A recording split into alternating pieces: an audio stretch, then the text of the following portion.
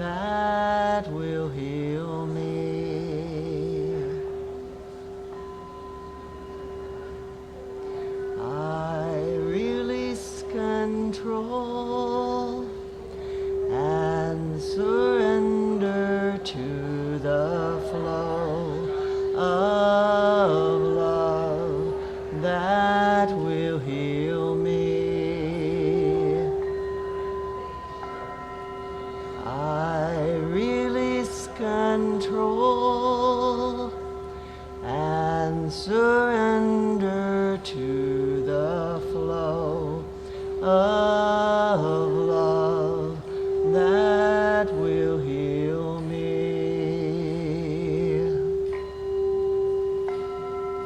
I release control and surrender to the flow of love that will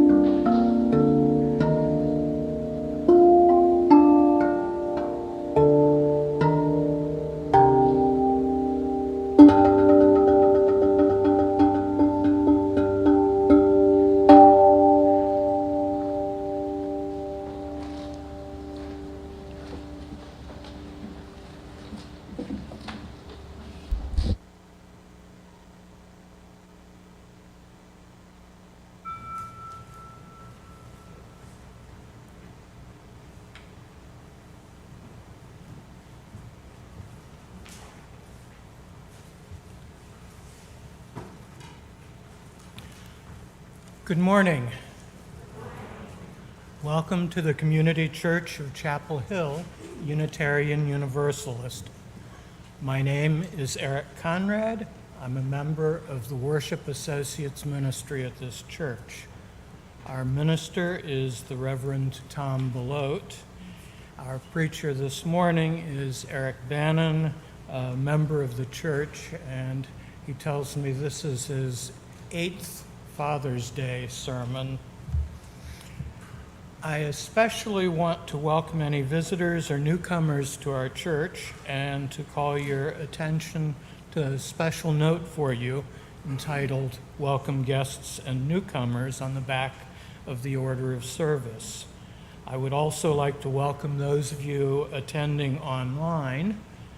Lyrics to hymns and all the elements of the service may be found on the live stream screen, and a complete order of service, including this week's announcement, is available in the link in the Sunday morning email and on the church website. Whoever you are, whomever you love, however you arrived at this beloved place, you are welcome here. The in-person social is held immediately following the service. We also have a congregational meeting following the service. Please turn off or silence any cell phones during our service to maintain a worshipful experience. And this morning we have a Share the Plate announcement. Kathy Brooks Edwards is speaking for Heart to Heart.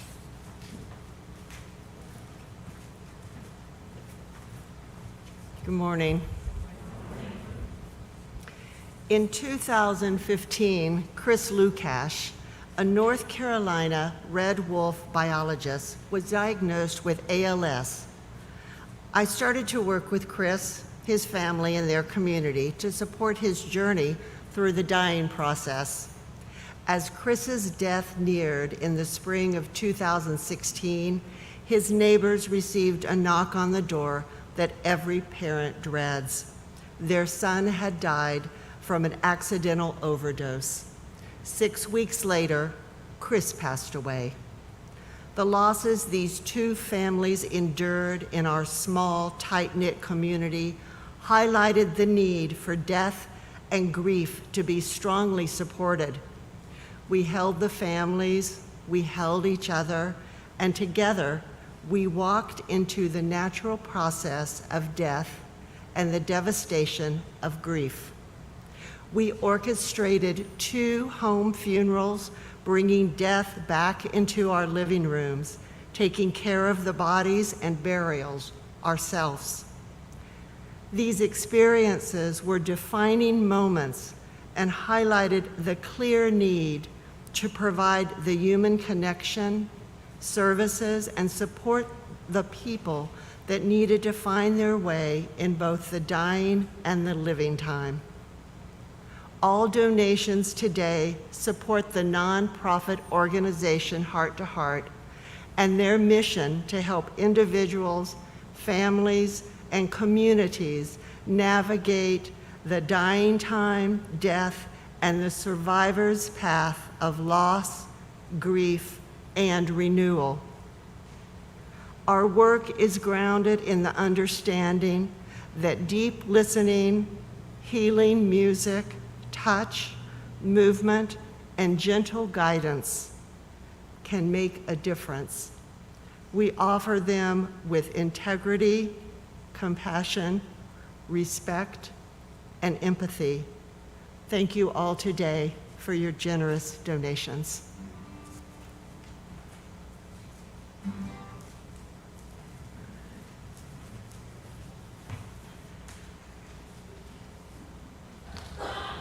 Good morning. Please rise and bow to your spirit for our opening hymn. The words are listed in your order of service. It may be familiar to some of you, but you'll catch on quick. You already know the words to the chorus. Here we go.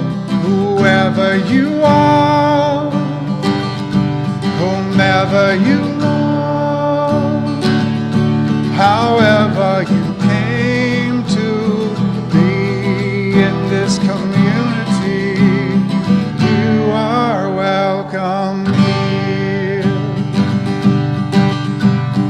You are welcome here.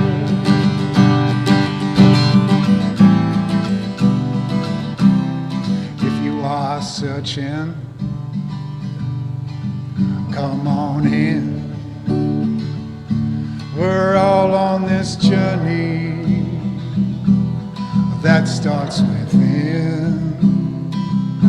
If you got a burden, come lay it on down. Raise up your voices as we gather around. Here we go. Whoever you are, whomever you are,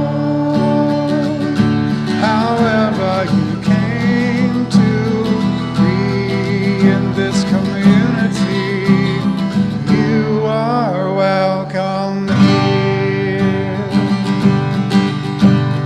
You are welcome here.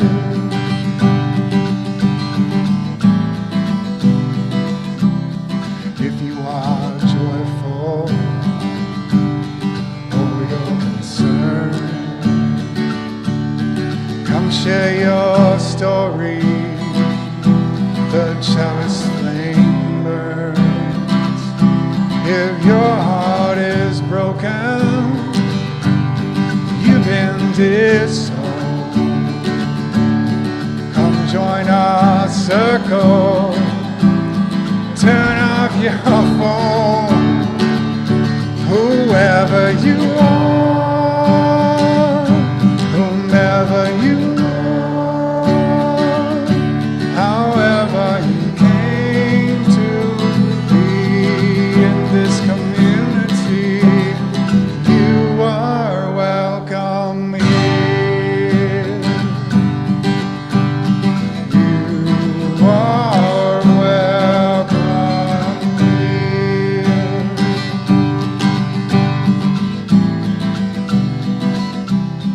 If you are running,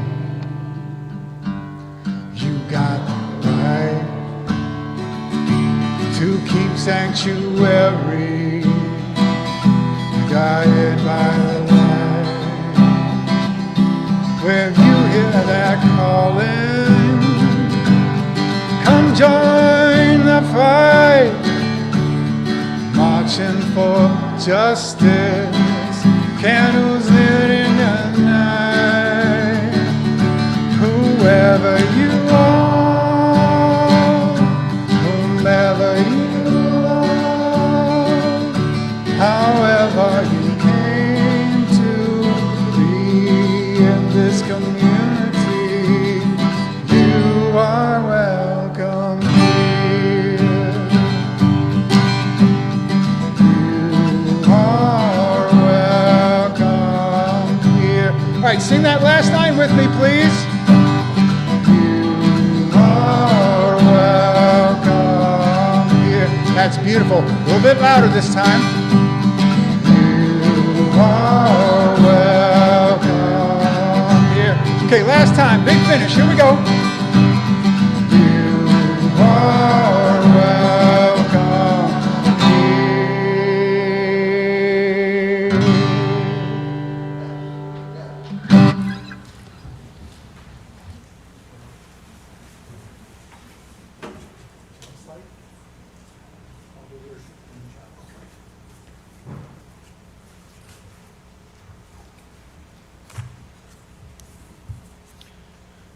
The call to worship today is from Prayer 101 in Help Thanks Wow by Anne Lamott, where she writes, I do not know much about God and prayer, but I have come to believe over the past 25 years that there's something to be said about keeping prayer simple. Help, thanks, wow. You may in fact be wondering what I mean when I use the word prayer. It's certainly not what TV Christians mean. It's not for display purposes like plastic sushi or neon. Prayer is private, even when we pray with others. It is communication from the heart to that which surpasses understanding. Let's say it is communications from one's heart to God, or if that is too triggering or ludicrous a concept for you, to the good, the force that is beyond our comprehension, but that in our pain or supplication or relief we don't need to define or have proof of or any established contact with. Let's say it is what the Greeks called the really real, what lies within us, beyond the scrim of our values, positions, convictions, and wounds. Or let's say it is a cry from deep within to life or love with capital L's. Nothing could matter less than what we call this force. I know some ironic believers who called God Howard, as in Our Father who art in heaven, hallowed be thy name. I called God Phil for a long time after a Mexican bracelet maker promised to write Phil 4-7 on my bracelet. It's for Philippians chapter 4, verses 4-7, being my favorite passage of Scripture, but got only so far as Phil before having to dismantle his booth. Phil is a great name for God. The words for the chalice lighting are found in your order of service. If you wish to do so, please join with me in reading them. As the kindling of this chalice calls us to community, let there be light. As the flame of this chalice reminds us of our values, let there be light. As the glow of this chalice encourages us to hope, let there be light. We have a musical presentation.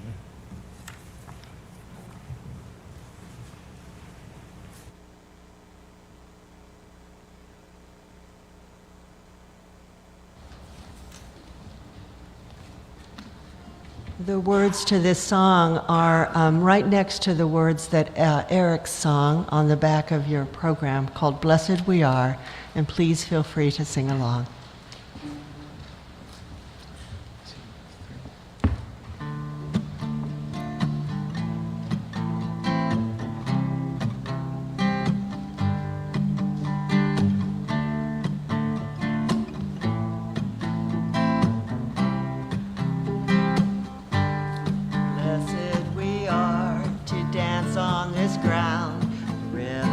Saints to carry the sound, prayer for all earth and for those yet to come. May you walk in beauty and remember your song. Blessed we are to dance on this ground, a rhythm of saints to carry the sound, prayer for all earth and for those yet to come. May you walk in beauty and remember your song. Blessed we are to dance on this ground, rhythm of saints to carry the sound, prayer for all earth and for those yet to come. May you walk in beauty and remember your song. Remember why you came here. Remember that your life is sacred. Remember why you came here. Remember that your life is sacred.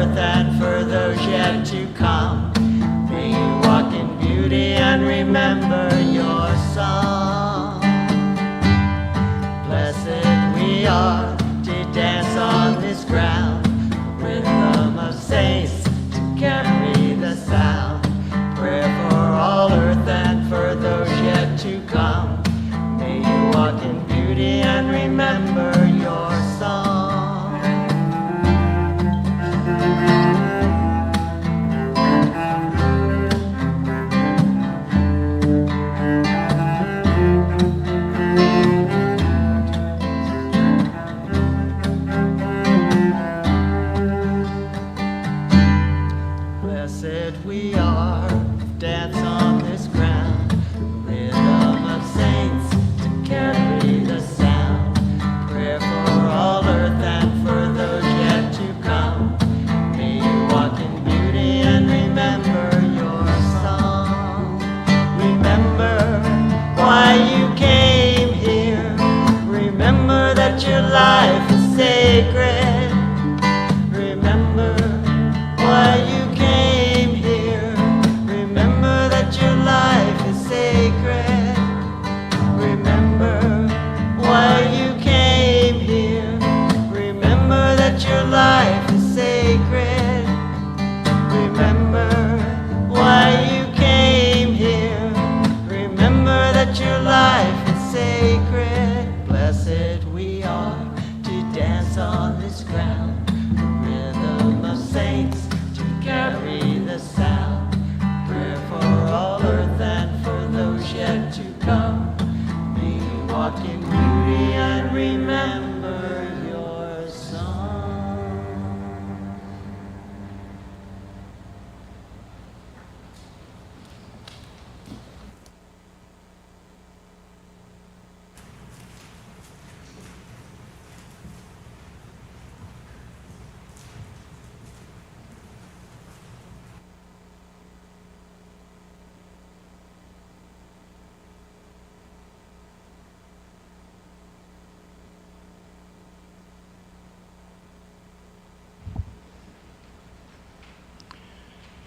Each week, we hold a time in our worship service for the sharing of significant joys and sorrows.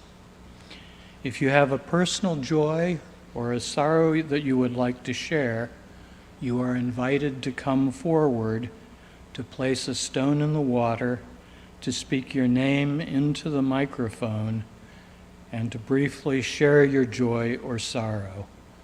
Let us enter into this time of tenderness and trust.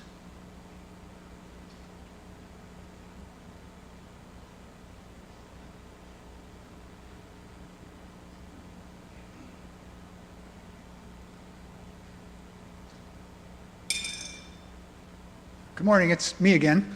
I'm Eric, and I am joyful and grateful that my son has made it through yet another year of high school in the North Carolina public education system, and he is thriving.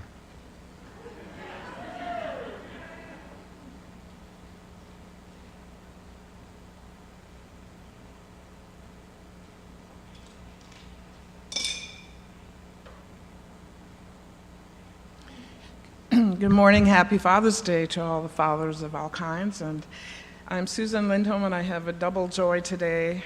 Tomorrow is 5 weeks since I had my second hip replaced, and just 16 weeks since the first was done. And the first time I did not have one of the quilts because I didn't think I really needed it, but the second time around was a little harder, and especially because my daughter and her family had just moved to Florida, the only grandkids that I could see regularly, and they left 2 days before my surgery. So I was feeling a little extra blue and was blessed by Susan Newlis bringing me one of the Caring Ministry quilts, which really just is wonderful. If you ever need one, they just are a comfort. And my other joy is that my daughter knew I needed cheering up. So she's gifting me a ticket to come and see them next weekend for the first time for my birthday. I'll be celebrating there with them in their new home and get to see where they live.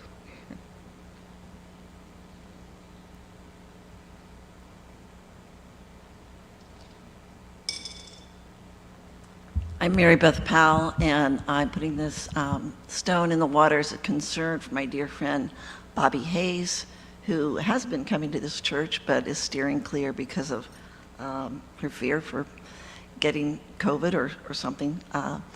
Anyway, she had back pain and insisted that it was more than just back pain, and sure enough, she had a malignancy in her back and has already gone through radiation and waiting to see if she's going to need chemo. But I've seen her out hearing music a couple of times this past week, so she's doing better. But keep her in your thoughts. Thanks.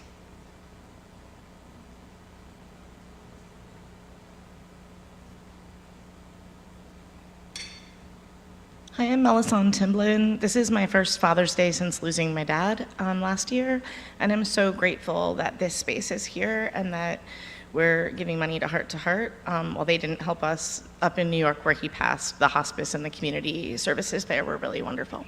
So thank you.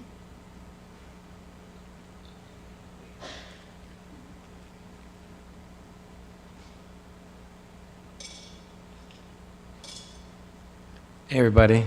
So it's been a while since I've been up here, but I'm Harrison, and I've got two joys. One is me and my wife LaDonna are pregnant, so that's big. And I have my oldest son in town for the summer, so I haven't seen him in a few years, so that's my other joy.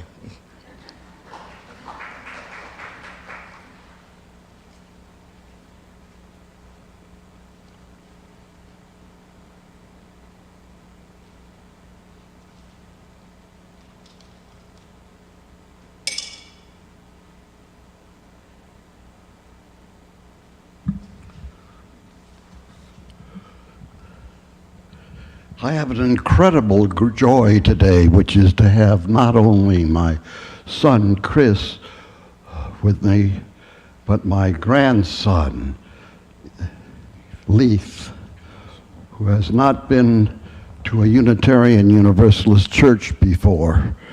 And it's a joy to me to bring him to this one where I have been active for so many years. And also his younger brother, Sol, who is too small to be in here right now, but he's a joy too. Okay, thank you. Okay.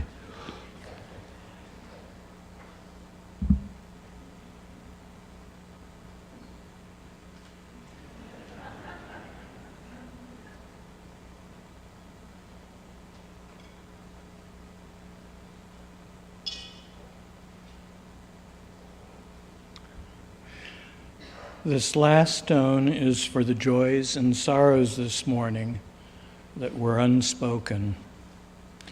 Let us take a moment to reflect on these joys and sorrows and hold them in our hearts.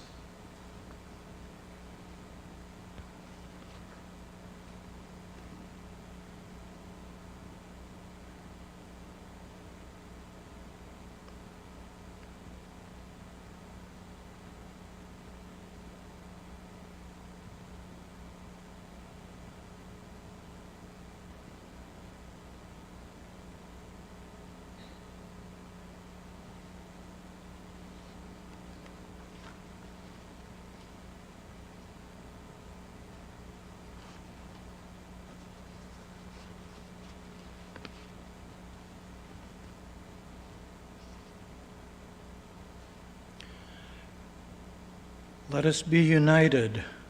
Let us speak in harmony. Let our minds apprehend alike. Common be our prayer.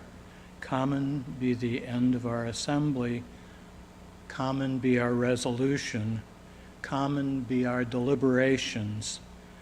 Alike be our feelings. Unified be our hearts. Common be our intentions. Perfect be our unity.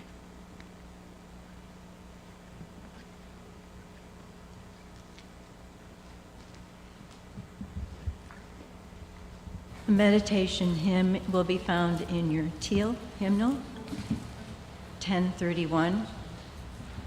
We will sing this hymn 3 times through.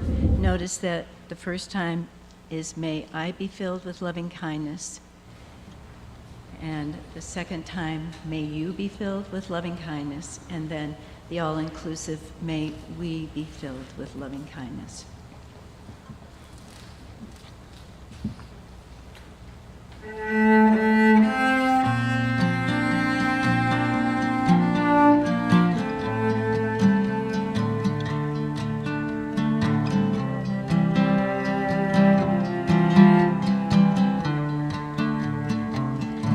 May I be filled.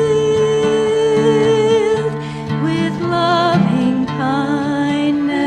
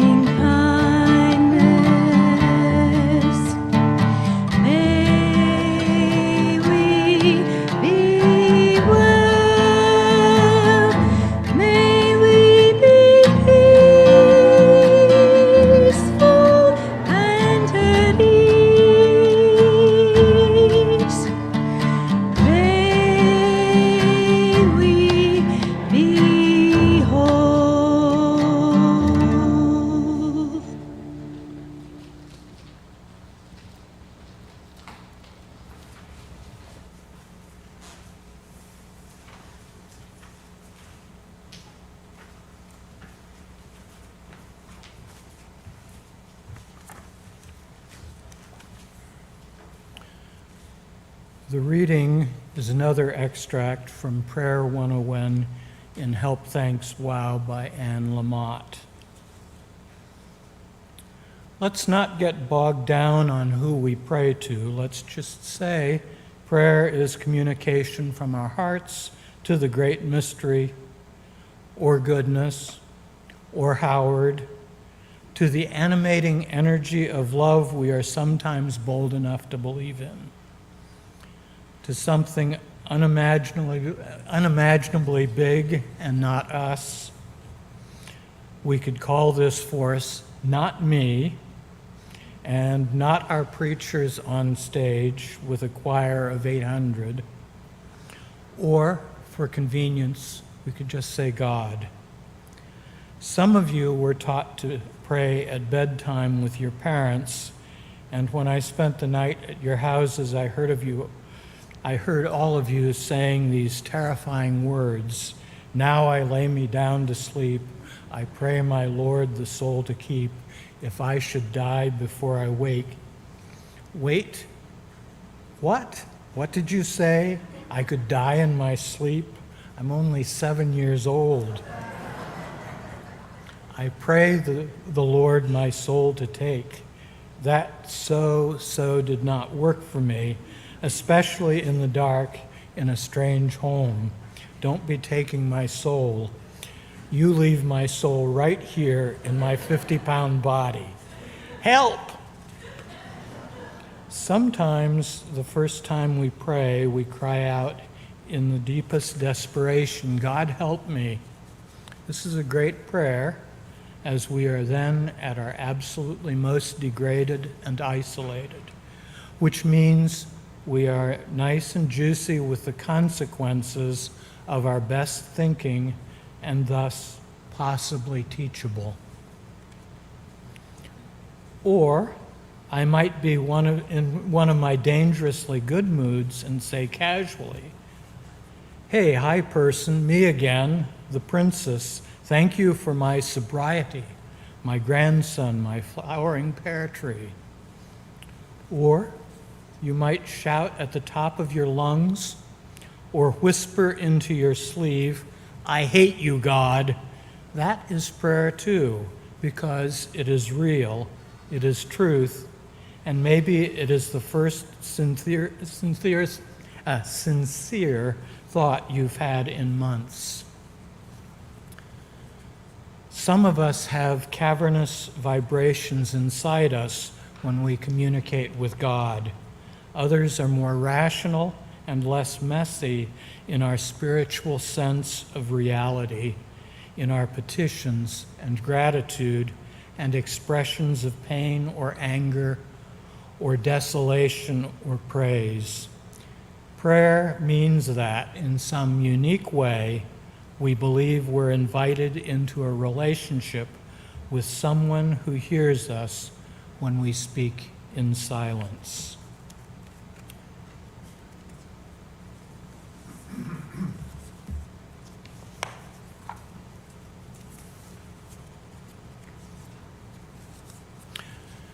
Freely have we received gifts that minister to our needs of body and spirit.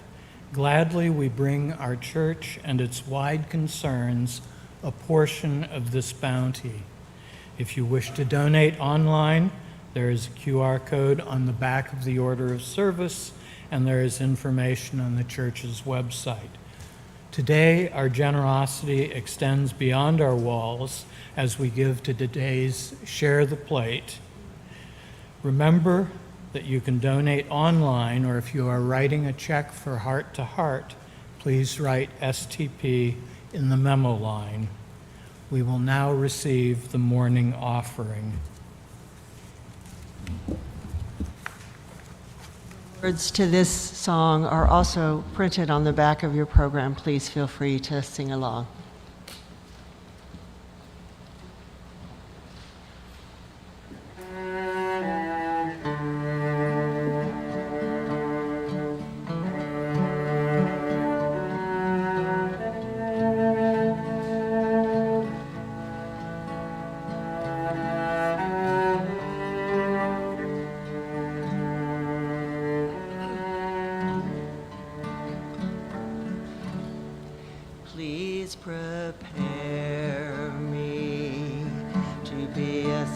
sanctuary, pure and holy, tried and true, with thanksgiving, I'll be a living sanctuary for you. Please prepare me to be a sanctuary, pure and holy, tried and true, with thanksgiving, I'll be a living sanctuary for you.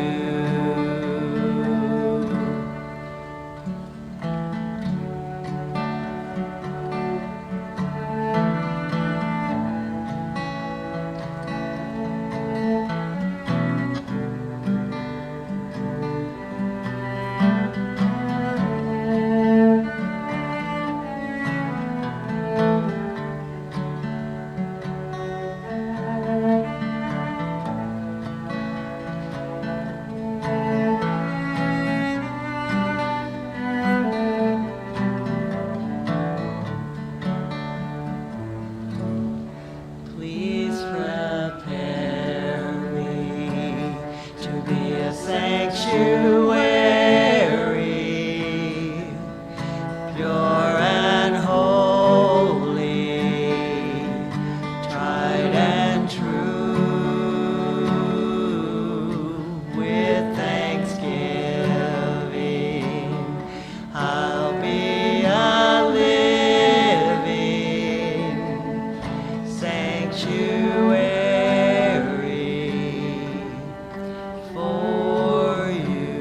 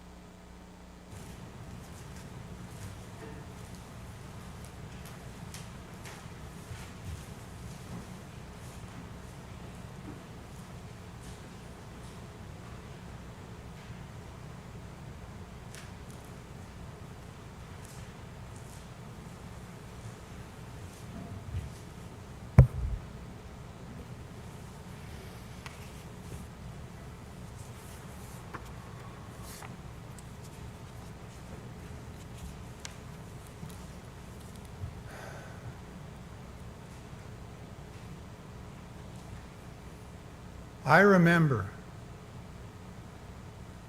being 7 years old, visiting my mother's family at their summer home in Lake Rogerine, New Jersey. I had just come in from playing outside with my cousins, and I noticed the house was unusually quiet. It was then I saw my very Polish, very Catholic grandmother, Sophie Shamborski, sitting in the kitchen. I can see her in this frilly pink apron dusted with flour, sitting in the kitchen chair praying the rosary. Now, at the time, I didn't really have the vocabulary or the life experience to understand what I was seeing. Anne Lamont's book, Help, Thanks, Wow, offers prayer means that in some unique way we believe we are invited into a relationship with someone who hears us when we speak in silence. Now, looking back on this moment with my grandmother, I'm moved to consider all the prayers prayed on rosaries over the centuries, all the different languages in which those prayers have been prayed. I would like to think this has given many people solace. My parents were devout Catholics, may they rest in peace. But I never learned how to pray the rosary. However, I can still recite the Our Father or the Hail Mary at the drop of a hat. Now, this idea of structured, repetitive prayer was something I never really connected with, despite the fact that it was very much a part of my upbringing. Now, going to confession as a kid, where we were given repetitive prayer as penance, made it even harder to connect with this idea. So let's circle back to help, thanks, wow, and consider, if you will, our fourth principle, the free and responsible search for truth and meaning inspires me to ask this question: how do we learn to pray on our own terms? Are we not divine enough beings to know what we need? Let me tell you about my friend Corey. She identifies as a member of the Earth Church and is, in her words, unified with spirit through nature. She was raised in the Midwest by a mostly single mother due to an alcoholic father. Her grandmother was a practicing Pentecostal. If you needed help, Grandma would pray for you. Now, Corey and her mother bounced around to a number of different churches growing up. And money was really tight in her home. As a child, her prayers were very much in the help category. Praying for enough money to pay the rent or buy groceries.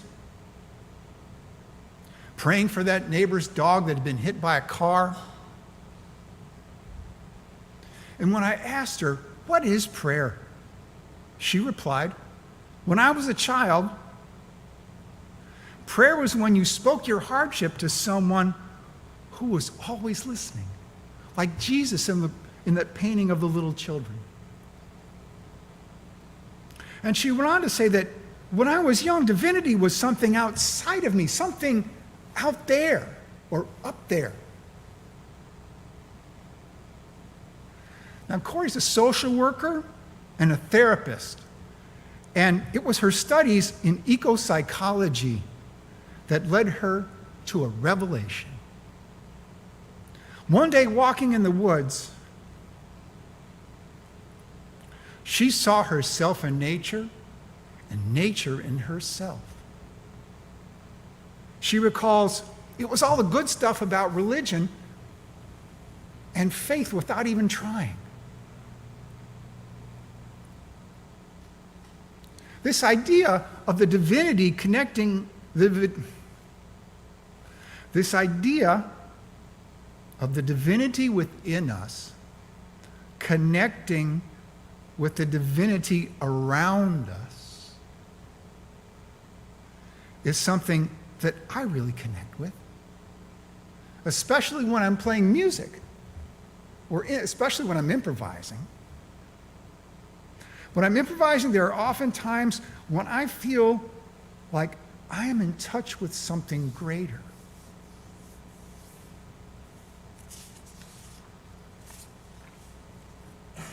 My voice teacher calls this being in touch with the mothership.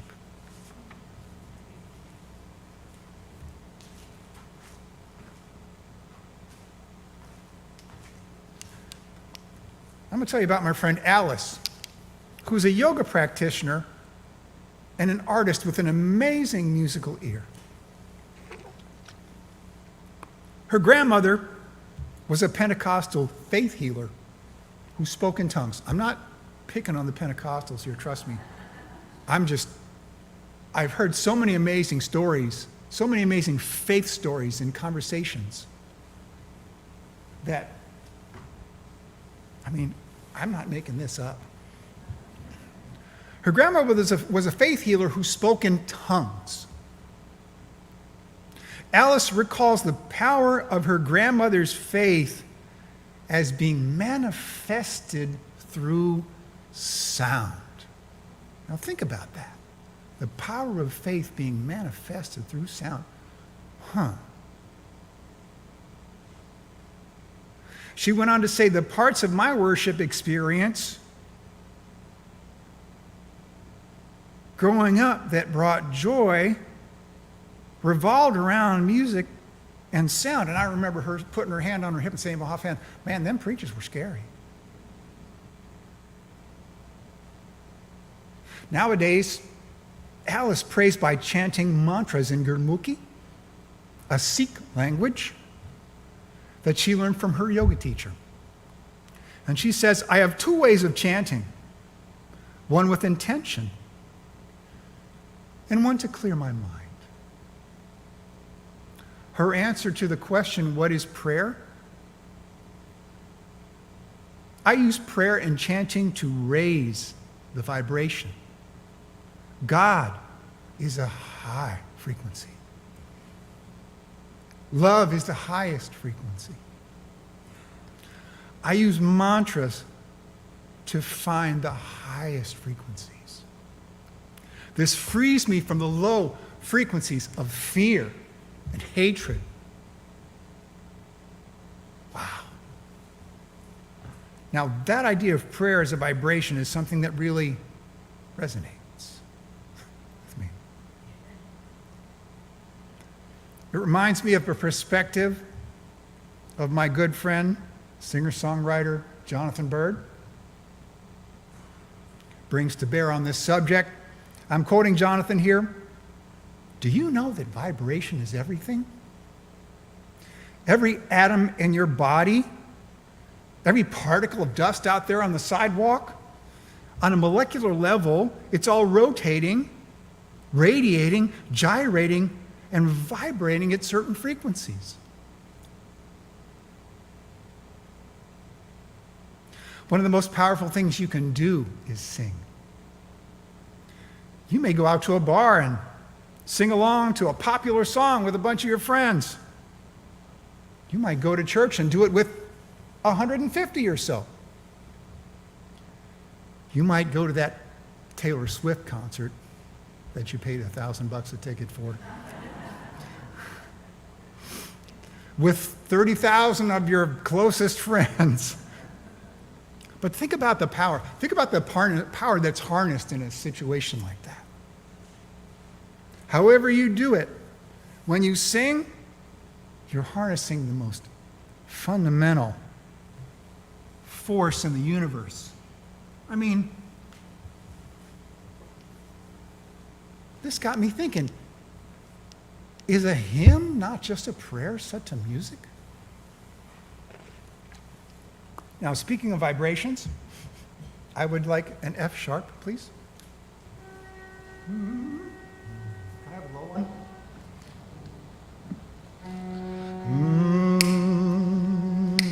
Thank you.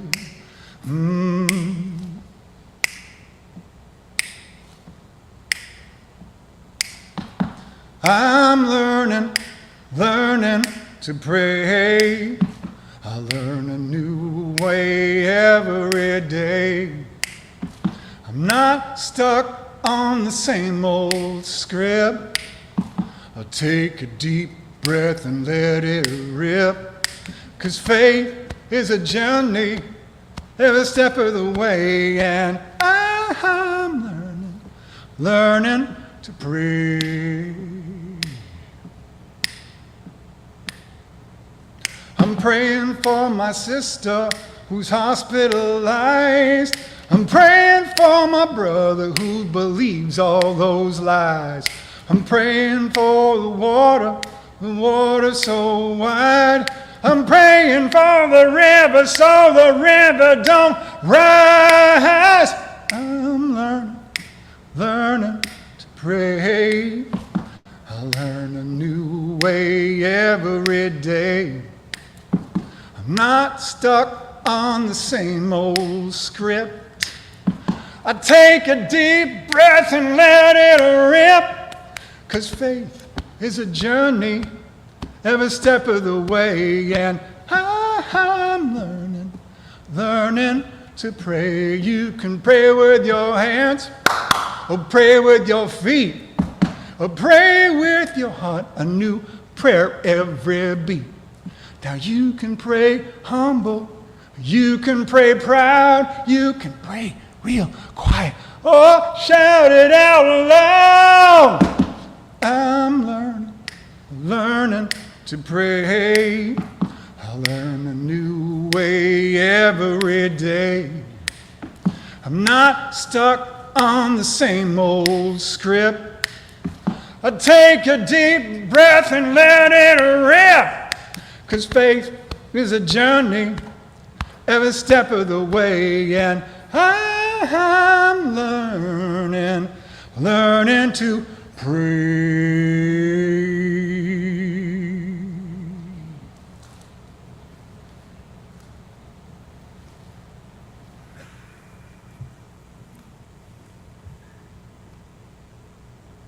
Back in August, actually it was the last week of July in 2018, I was diagnosed with non-Hodgkin's lymphoma.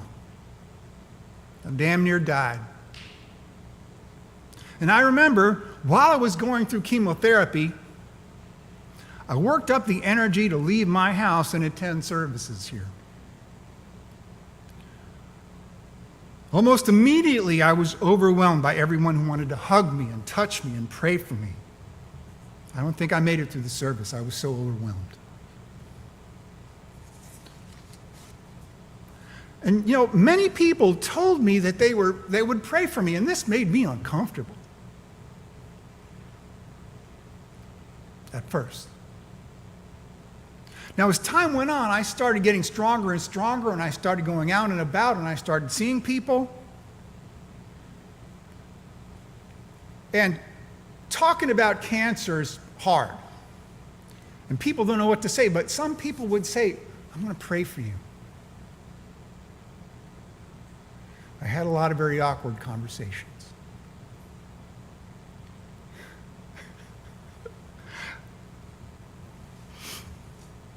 One day I was having one of those very awkward conversations, and I felt something shift inside me. Someone told me that they would pray for me, and I said, thanks. I will take those prayers. And I gave them a great big hug. From that point on, every time someone offered to pray for me, I would just take a deep breath and go, thanks. There's those prayers again. Now, it took a catastrophic illness to teach me the grace to accept a divine intention and a prayer from another human being. Now, eventually, in a roundabout way, I started praying for others. Now, I live out in Chatham County, which for a long time has been the sticks, but that's changing real fast. And I have some rather toxic neighbors. Trump signs in the yard. We've had a number of conflicts concerning loose dogs, firearms, loud music, kids on motorcycles and ATVs. You get the picture. For a while there, I'd lost track of how many times I'd had to call the cops. And I was angry all the time. Every time I drove by one of their houses, I'd be going, One day, I realized my anger was giving these people power. What the hell am I doing here? So I started praying for them. Every time they came to mind, for whatever reason, I would say a little prayer like, Dear God, please help whoever find a better way. Now, it's been over a year since I had to call the cops on my neighbors. Did prayer change my neighbors? Who knows? It changed me. And that's a good start. I still pray for my neighbors, my family, my nephew, who recently got out of incarceration due to mental health issues, for a dear friend going through a breakup, for y'all.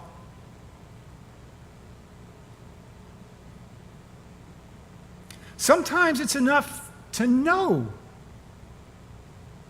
there's somebody out there praying for you to cause a positive shift in your life.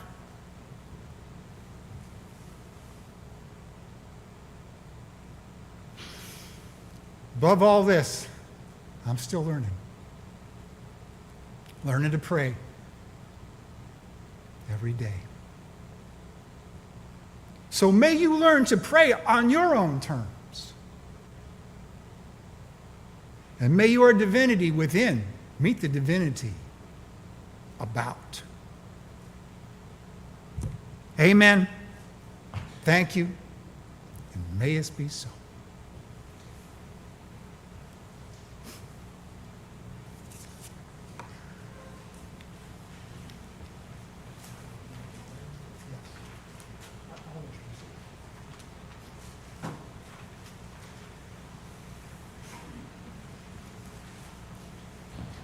Here I am again. Now, as I was gathering my thoughts this morning, something occurred to me. One of the challenges of preaching on Father's Day. So I started thinking, how can I honor Father's Day,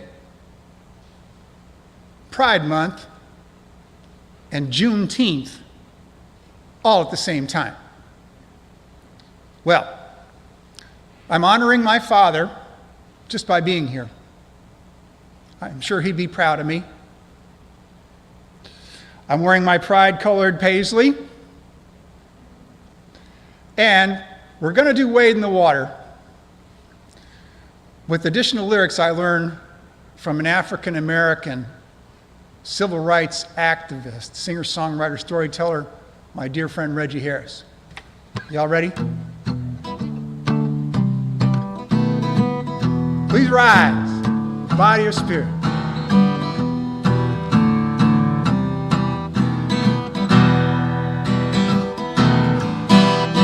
Wade in the water, wade in the water, children, wade in the water.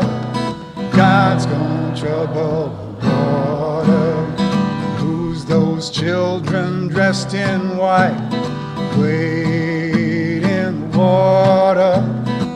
Must be the children of the Israelites. God's gonna trouble the water. Wade in the water. Wade in the water, children. Wade in the water. God's gonna trouble the water. Who's those children dressed in red? Wade in the water. Must be the children that Moses led. God's gonna trouble the water. Sing it.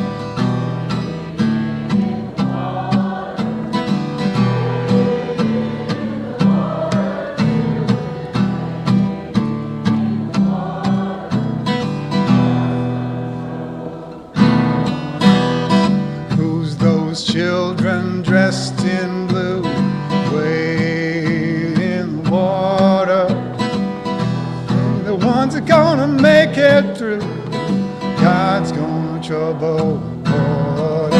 Come on. Wade in the water. Wade in the water, children. Wade in the water. God's gonna trouble water. Who's those children dressed in black? Wade in the water. They the one that's never coming back. There's gonna trouble water. Wade in the water. Wade in the water, children. Wade in the water. God's gonna trouble the water.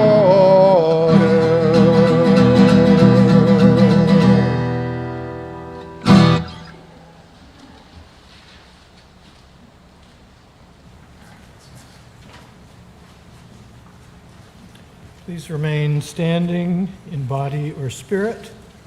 The words for extinguishing the chalice are not the usual words, but they are in the order of service. Please join with me in saying them if you wish to do so. Our time together is finished, but our work is not done. May our spirits be renewed and our resolve strengthened as we meet the challenges of the week to come. This flame is extinguished until we light it again with the spark of our communion. Let's take a moment to thank all those who contributed to making this service.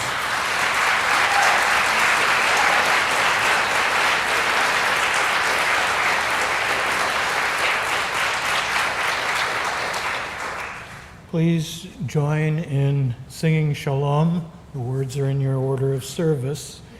As you are comfortable, please either join hands with the person next to you or cross your arms over your heart.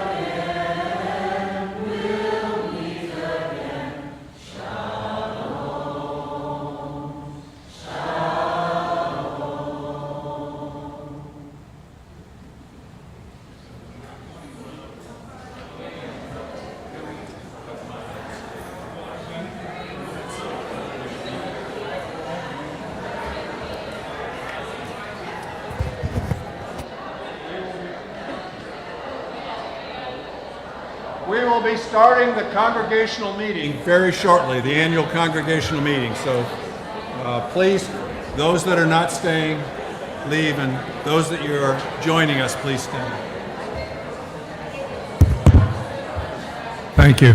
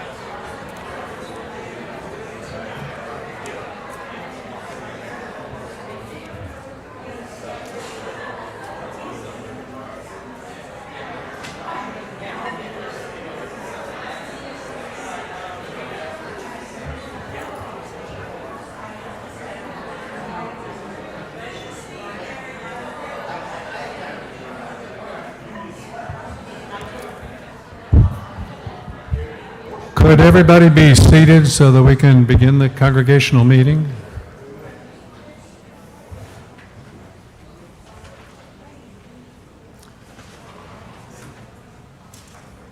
I'll first call Mary Beth Powell to come up and give the reading, and we'll light the chalice.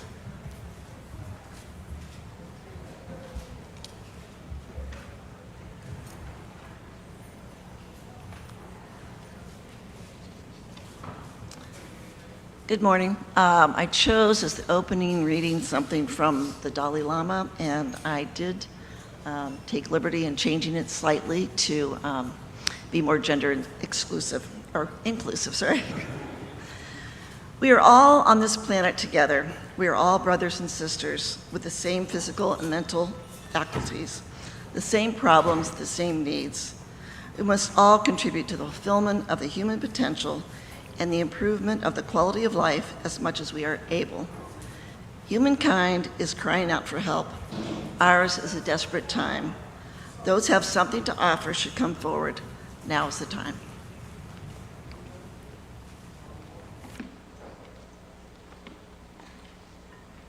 Traditionally, we read the Congregational Covenant to begin this meeting. We will communicate with and about each other openly, kindly, and respectfully. We will seek peaceful and constructive resolutions when conflicts arise. We will value diversity of thought, belief, and of culture within our community. We will work together to build the common good.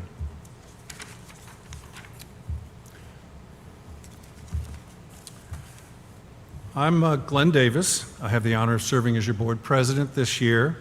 I want to welcome you to the annual congregational meeting. This is our second hybrid meeting.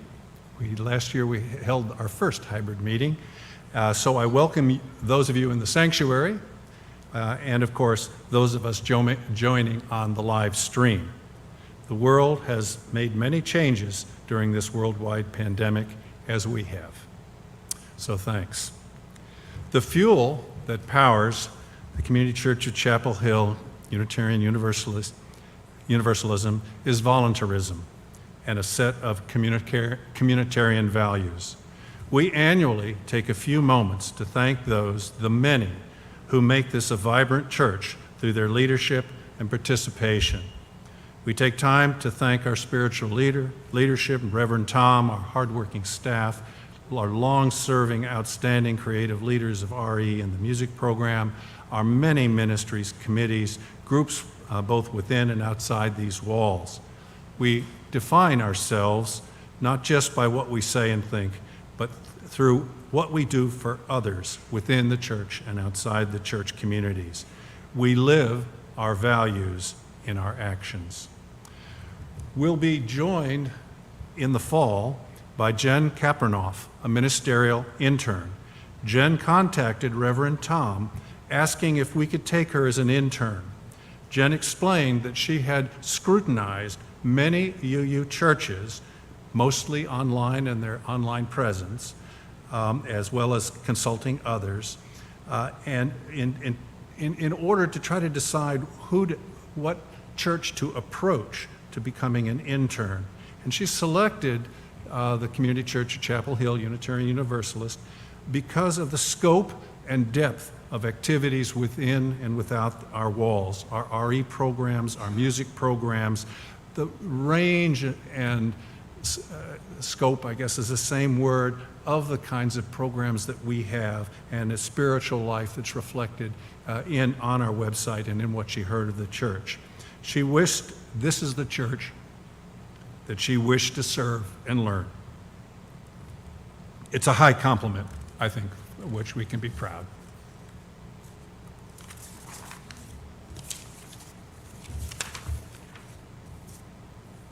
So I wanted to mention only a few accomplishments. We have many, many accomplishments over the years. It's over the past year, so I don't intend to be inclusive. But I did want to mention several things which you may already know. We're a healthy organization. Our membership grew 65 members in the past year. Woo!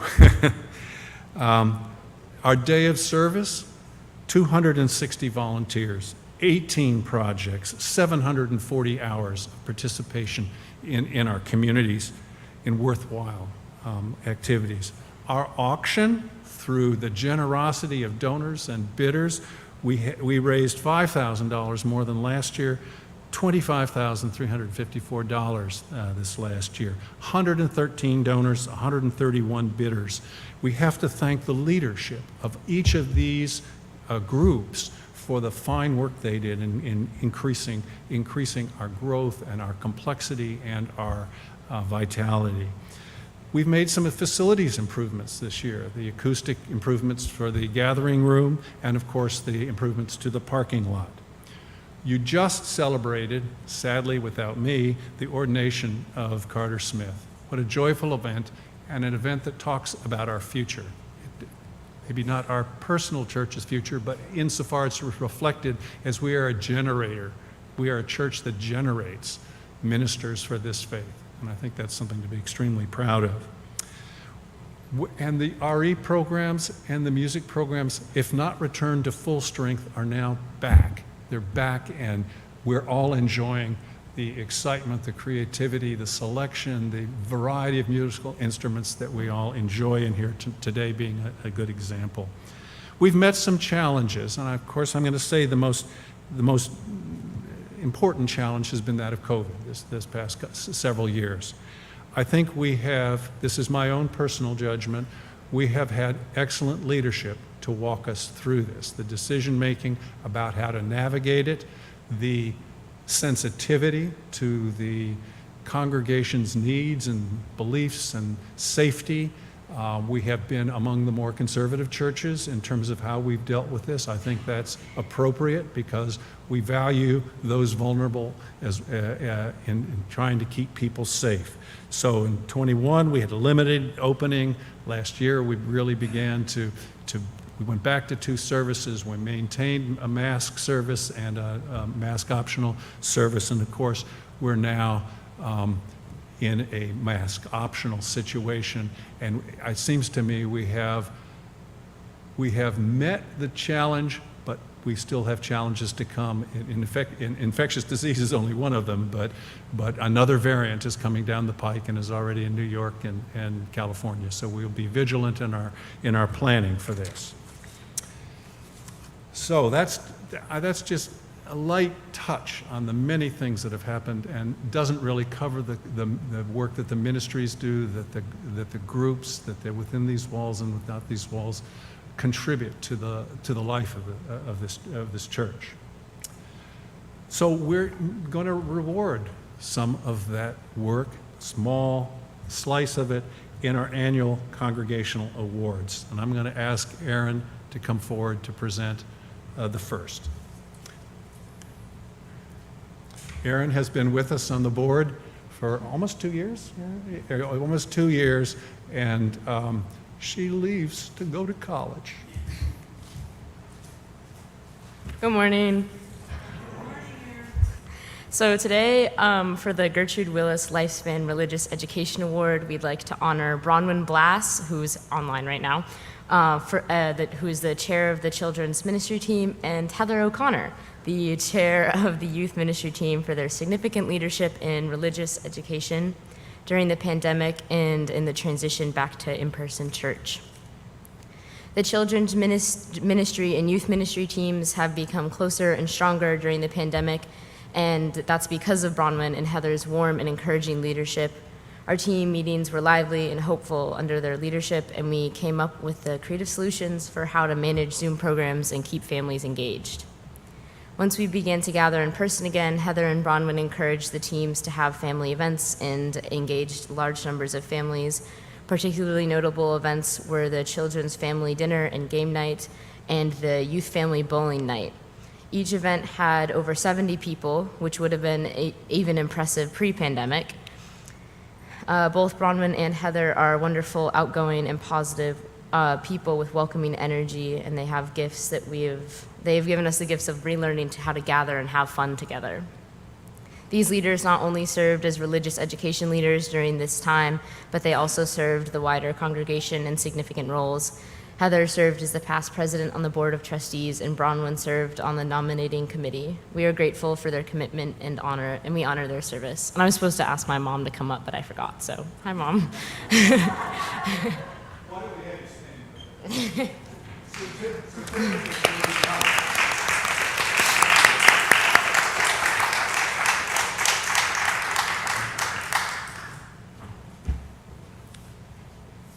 So now we call Jay Johnson to give the second award.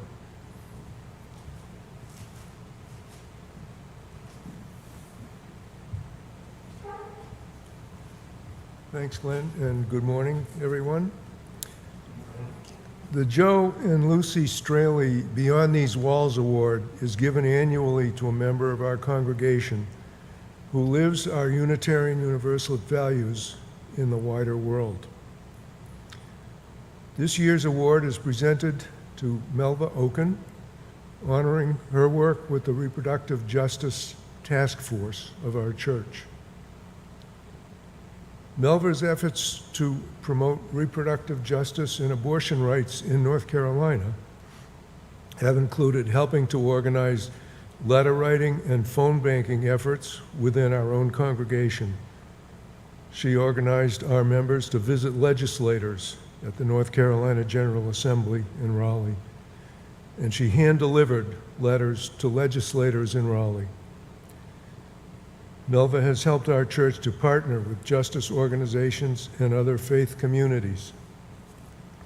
Melva helps our congregation stay connected to the work of the UU Justice Ministry of North Carolina and has recently taken a leadership role in forming an interfaith reproductive justice team across multiple congregations in Chapel Hill.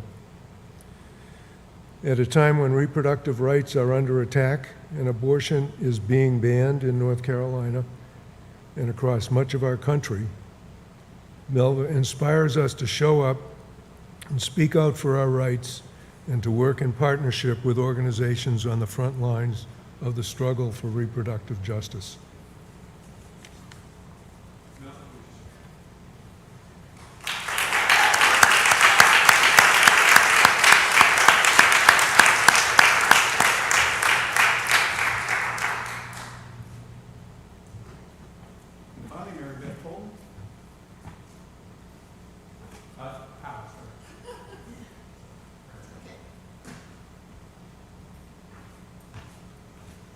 Hi, everybody. Thanks for everyone for staying. This is the commendation for the Ann and Al Sawyer Within These Walls Award.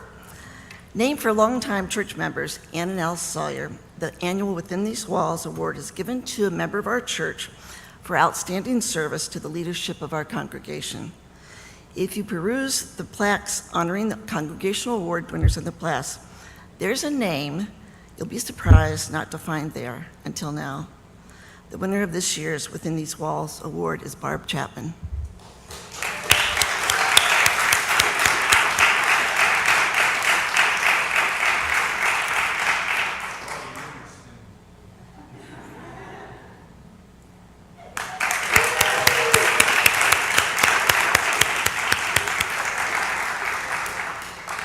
I wasn't going to make her come up here because of her knee.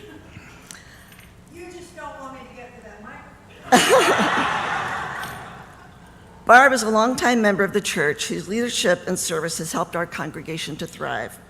She served on the governance task force as a worship associate and chair of the worship associate and coordinates our church's Lectico group. In particular, her recent terms of service on the Board of Trustees, including as president of the Board of Trustees in 2022, has helped our church remain strong and overcome challenges. If you've served on the board, you've received a thick three-ring binder, with all the church's key policies and documents as the product of Barb's thorough commitment to organization. Barb is deeply knowledgeable of our systems, structures, policies, and procedures, which brings clarity, understanding, and wisdom to her leadership, which allows the church to continue to run smoothly. During the challenges of the pandemic, Barb stepped up to leadership, providing a steady hand during a time of crisis and uncertainty. Barb leads in a deeply relational way, supporting and mentoring youth and young adult leaders. Many factors have allowed our church to grow and thrive. One of those key factors has been Barb Chapman's steadfastness and wisdom. Congratulations, Barb, on this well-deserved award.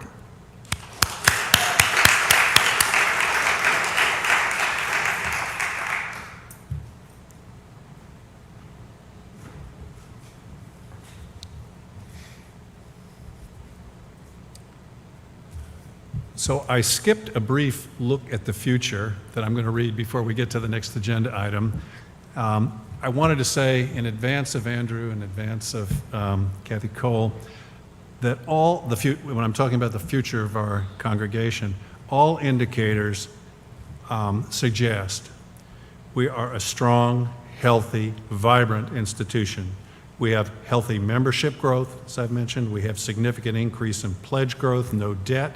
We have used little of our reserves over the past recent years for operations. Our physical plant, while needing some updating, is in good shape. Our within walls programs are strong. We have a superb music program, superb RE program, first in the state. Our ministries are healthy. Our church community makes significant contributions through Share the Plate and in-kind work such as Habitat and Immigration, Social Justice, and many programs, a broad community reach. We have come through 3 years of a global pandemic, which we managed safely and creatively. We have excellent spiritual leadership. I'd say we live our progressive values and our communitarian commitments.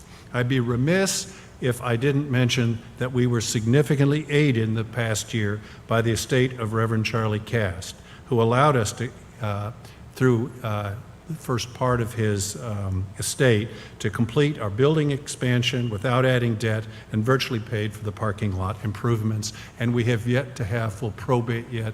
When we have, there'll be an announcement to the congregation about the contributions that Charlie Cast has made financially to this organization. You all know the non-financial ones. You'll have a much greater in-depth understanding of the financial ones. So we've entered a time of strategic visioning process, a strategic planning process, which is part of our bylaws and our commitment to looking forward for the next several years. This year, the board had 2 retreats, the second of which was focused on developing the strategic visioning planning process following last year's review of the last strategic plan. We spent last year in part reviewing the accomplishments and things that we did and things that we didn't accomplish in the last strategic plan, which was largely presented at the annual meeting last year by Heather in talking about our accomplishments. We will ask church members to participate in focus groups led by a strategic planning committee currently being composed of trustees who will participate and congregants which will join the trustees in doing this. We will contemplate our future needs, possible threats and pitfalls that might face us in the future. For example, considering what COVID has taught us. We will explore current commitments and programs and look to the future. We will consider long-term staffing needs and organizational improvements. Finally, I call on you all, or as many as you can, to participate in this process. We will be making that opportunity available. Barb Chapman will be leading this. Whether you are active in our various ministries, music, RE, plethora of active groups, or just as a general congregant, we're hoping that you'll participate in the planning for the future. Be part of our future by helping us envision and plan for this in fall and winter of this year. So that was meant to follow the accomplishments, but I've got that done. Okay, so I'm going to report on one of the votes that we held was electronically, was on a bylaws amendment. This was a fairly simple amendment. I won't read it to you, but it basically moved the term of the nominating committee from July to January. And this is because it's turned out we need more time to be able to put a list of good candidates forward for trustee and other positions. And so 121 members of the congregation voted. This is significantly greater than a quorum. quorum requires 15% of the membership. This was 26% of the membership voting, and basically it passed unanimously, this change in the bylaws. Now I'm going to ask Kathy Cole to come up, representing the Endowment Committee, Endowment President, to talk about the election of new members, the status report on the endowment, and the endowment fund grant for this year.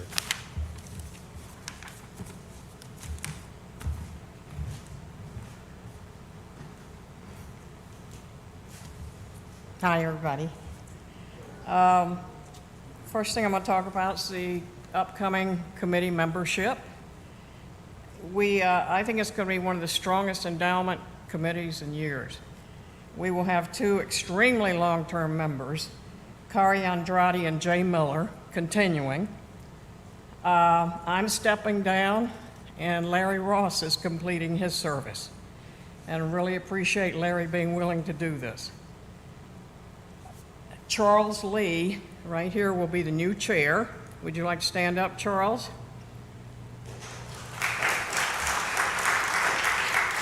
The two new members who were elected by the congregation, Mary Ellen Adams and Peter Hindy.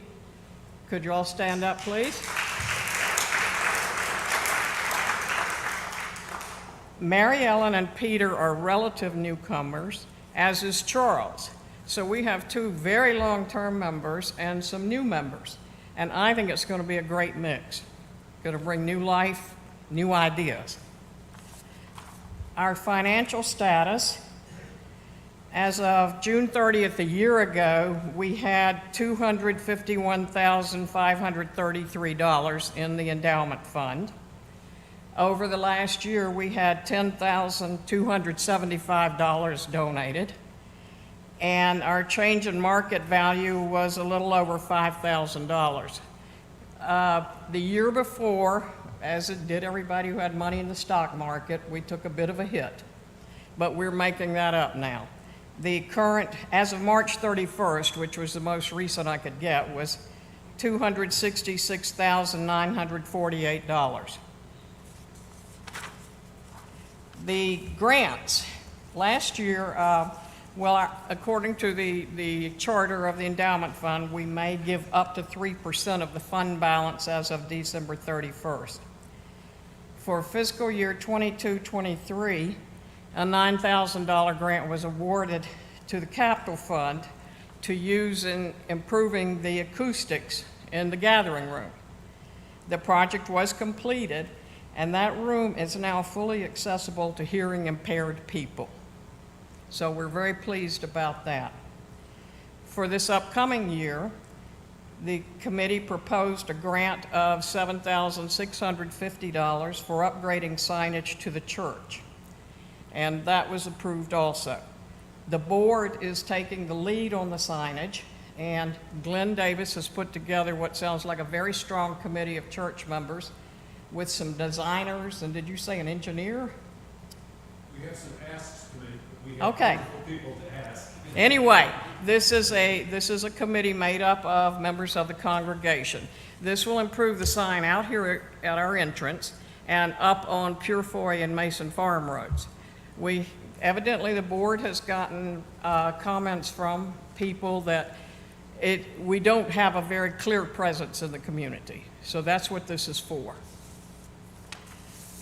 The ongoing activities of the endowment committee is to continue efforts to talk with church members about the donor intent form, which was explained last year. It's designed to give church members the opportunity to designate how they wish their legacy donations used. So if you are approached, this is not fundraising, this is not asking you to give money. It is saying that if you are thinking of leaving money to the church and you would like to make sure it goes to exactly what you want it to go to, this is an opportunity to complete a form. That's all it is. The other upcoming activities is to develop plans to better publicize the endowment fund and other giving opportunities in the church. And so you'll be hearing from the committee and from Charles about that. Any questions about the endowment fund? Well, thank you very much. And I've enjoyed serving.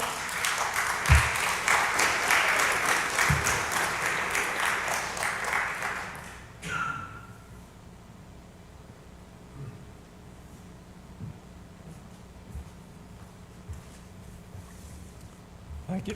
Thank you, Kathy. So now it's time for the treasurer's report.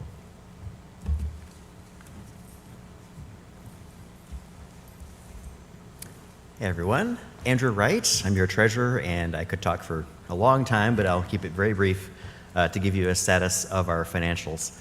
And in a few words, it's very good. Most recently, the board passed a preliminary budget for this next fiscal year, which begins in July, and that budget reflects three major changes from the prior year's budget that I want to talk about. The first is a 10% increase in pledges, which is extremely strong and very good. And thanks to all your generosity. The second major change in the budget is the majority of that increase in pledges going towards staff salaries.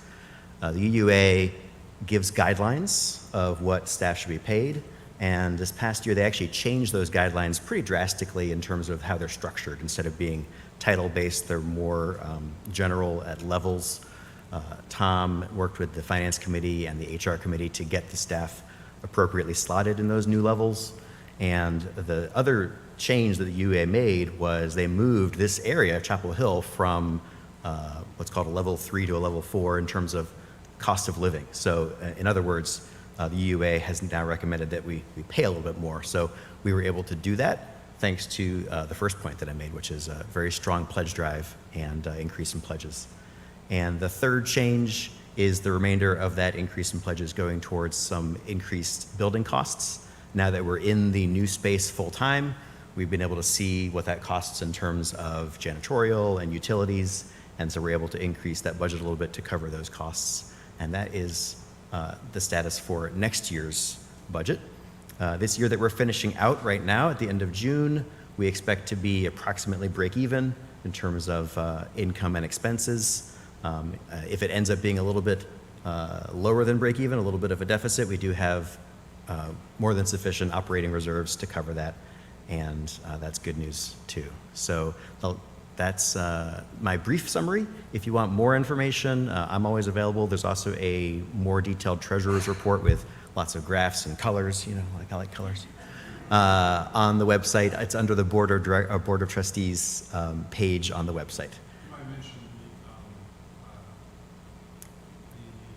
The budget town hall?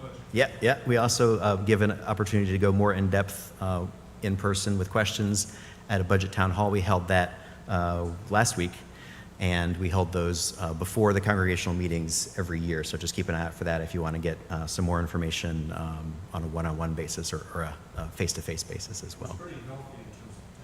Yeah, we had almost the same number of people as we have today at the budget town hall. It was great. That's my report. Thank you all.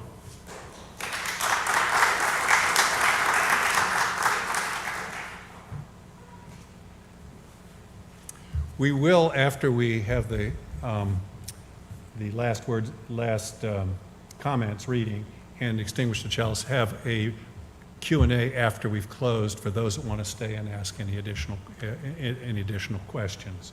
So then I'm going to call Kevin to the podium for our closing remarks to extinguish the chalice.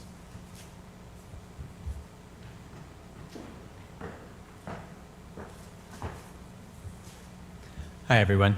So yes, I'm going to end with a brief reading, and then I'll ask you to join me in saying our extinguishing the chalice words. This reading is called Bring Happiness by Barbara Cheatham. And now we take our leave. Before we gather here again, may each of us bring happiness into another's life. May we each be surprised by the gifts that surround us. May each of us be enlivened by constant curiosity, and may we remain together in spirit till the hour we meet again. And now if you'd like to join me, we'll say our sort of traditional extinguishing the chalice words. So, we extinguish this flame, but not the light of truth, the warmth of community, or the fire of commitment. These we carry in our hearts until we are together again.